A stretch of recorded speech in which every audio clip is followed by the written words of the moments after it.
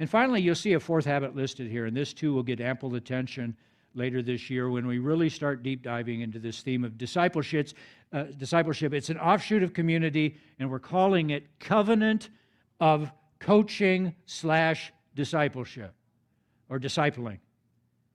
A covenant is a sacred promise. And what we're saying with this habit is that we are covenanting with God. We're making a promise to God and to each other that each one of us, when we're firing on all cylinders, will be involved in relationships where we are discipling others and where we are being discipled. You'll see the chart there.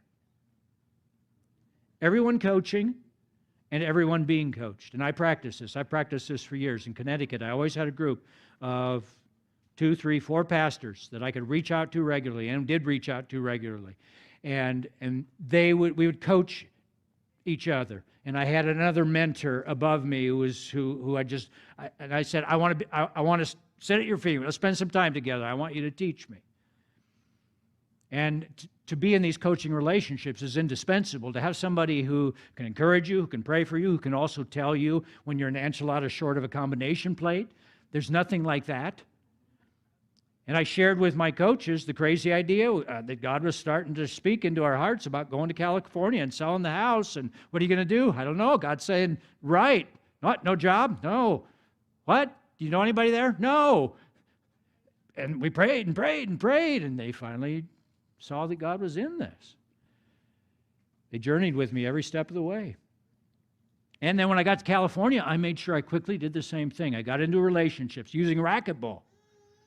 I got in a relationship with a godly man who taught at Azusa Pacific University, which we lived right by, and we quickly developed friendship. And I said to Steve, and I said, Steve, I need to be in an accountability relationship, and we're good buds, and we talk to this day, and he's praying for us today, and still staying in touch with a couple of those deep friends here. And then when I got to Maryland, did the same thing, and I started reaching out. Knew nobody, but I started reaching out. And I got a hold of a group, Converge, that I had connections to in New England, and met a guy named Kevin McGee and talked to him.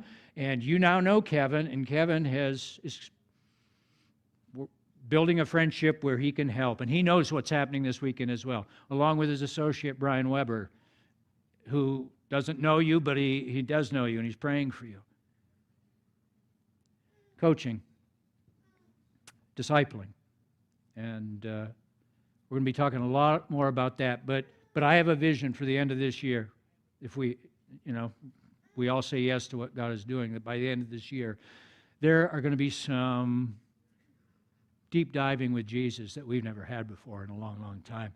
And that question I asked you at the beginning, have you ever been a part of a healthy, growing church that's firing on all cylinders? We're going to be getting closer and closer and closer to that. And I want you to have that.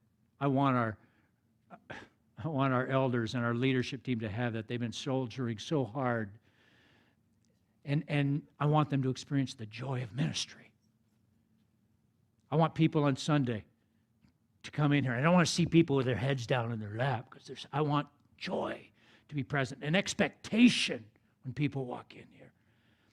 I want to be unleashed as a pastor. I've been keeping my gifts under wrap and key, tending to things that are a struggle for me. I am chomping at the bit. Can't you tell? And I want you to be unleashed. That's why I'm here. I don't want to run the show. I have no interest in powers and title and anything. I want you unleashed. So I've been trying to show you that by training up speakers. If God's given you a speaking gift, let's get you up here. If God's given you a leadership gift, let's get you on the team. If you're good at facilitating, let's get you doing life groups. What's God placed on your heart? I'm here to be a catalyst for that.